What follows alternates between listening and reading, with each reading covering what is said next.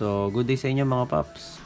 Siguradong alam niyo na kung ano yung gagawin natin. So, ang gagawin pala natin mga paps is gagawa tayo ng homemade degreaser. Nagamit lang tong mga sangkap na to na makikita lang natin sa ating mga kusina. So, kung gusto niyo matutunan tong experiment natin is panoorin niyo lang tong video na to.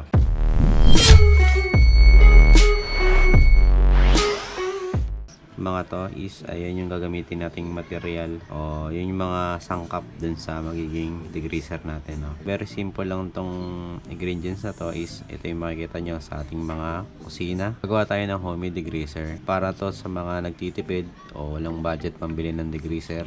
Ito makikita nyo lang to sa ating mga kusina. So wala tayong gagastasin. So yung kakailanganin natin mga paps is yung baking soda. Pwedeng gamitin panlinis.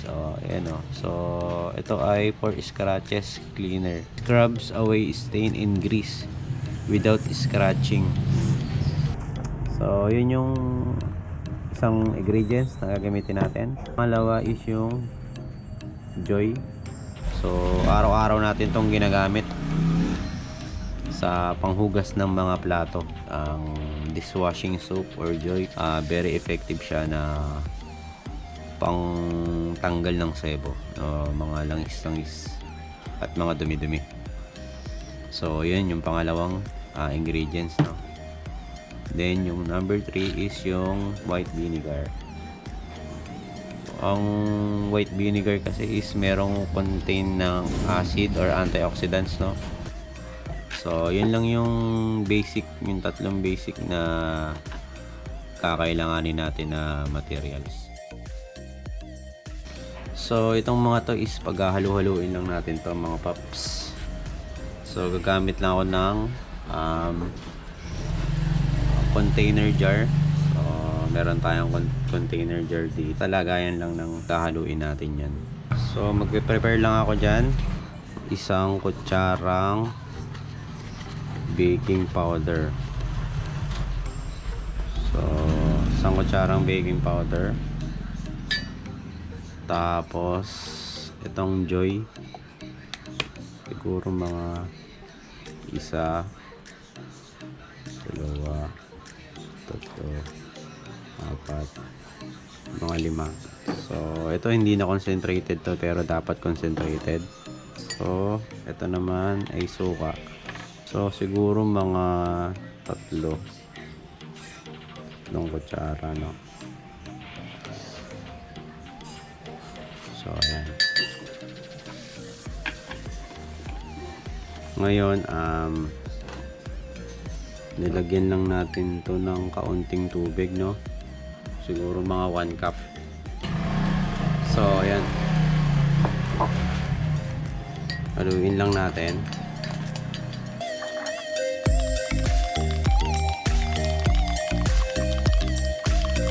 So pagkatapos haluin ay ilalagay natin siya.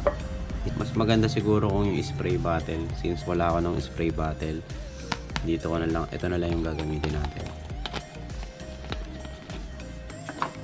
So ngayon isasalin lang natin siya.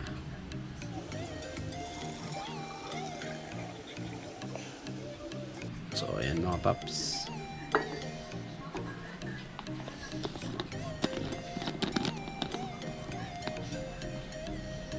So tara mga paps, testingin natin kung effective nga tong ganitong degreaser, no? So tara. So yung kailangan niyo ng toothbrush, no?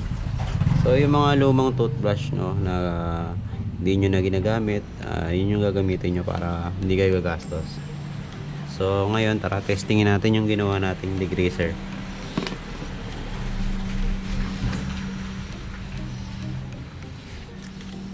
So lalagyan lang natin yung brush natin.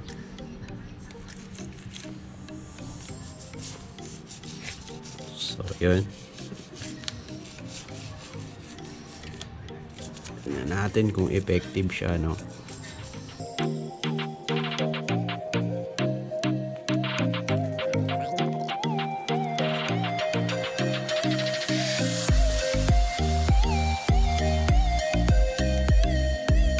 Siguro kulang yung joy na nilagay natin, no? Dapat mabula siya.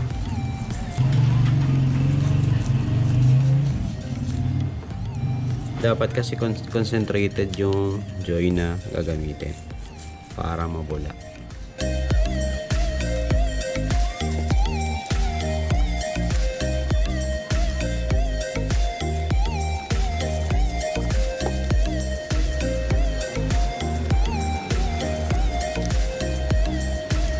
So siguro ibababad muna natin siya, no, para tuluyang matanggal yung mga grease, mga langis-langis niya, no. So babad muna natin siya ng mga 5 minutes. So ayan, after 5 minutes, lagyan ulit natin siya. Kuskusin naman natin siya ng toothbrush.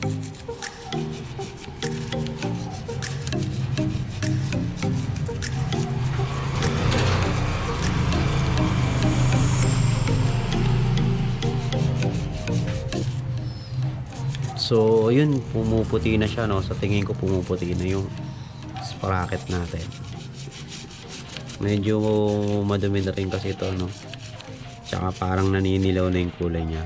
Pero tingin ko parang pumuputi na siya. Ang advantage nito, mga paps, hindi siya ganun ka-aggressive sa paint, no.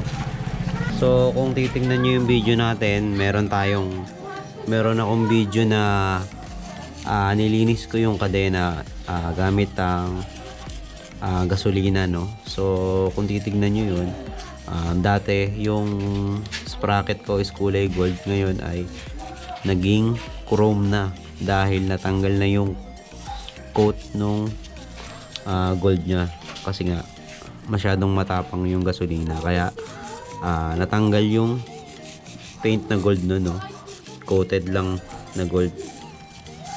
Kaya mas magandang gamitin yung ganito pagka may mga paint yung nililinis nyo, kasi hindi siya ganun ka aggressive.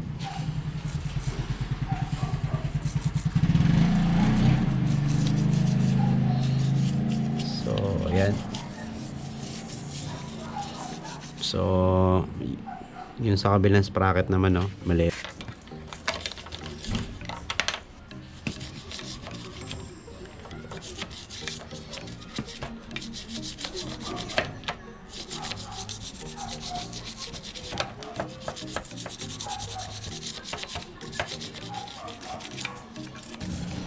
So yan, after na nating malinis,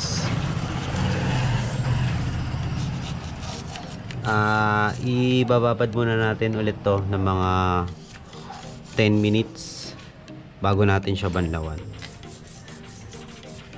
So yung kung makikita nyo, mga paps, is yung mga duming natanggal niya. Basta yan.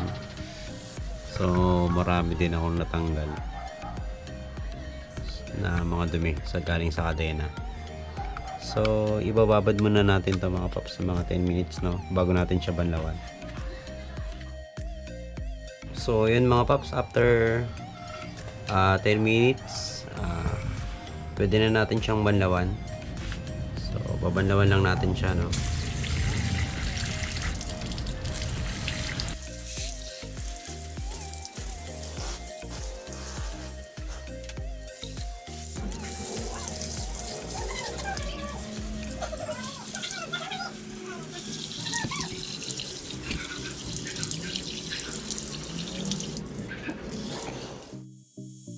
So yun, mga paps, effective nga siya, no.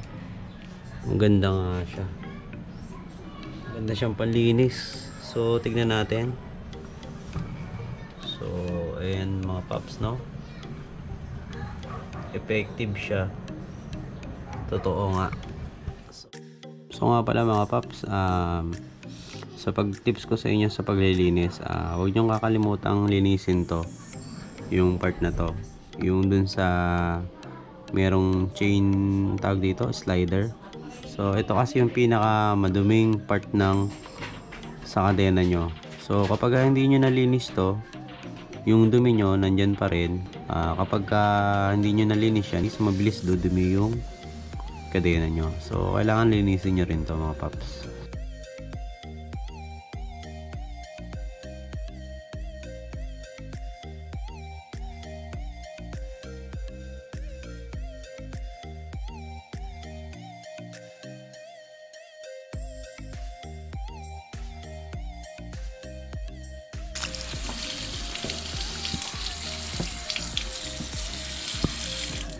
So, yan, malinis na. Okay na yung sa slider, no? Malinis na. So, dapat hindi nyo kakalimutang linisin yung part na yan. So, yun mga paps. Hanggang dito na lang yung video natin, no?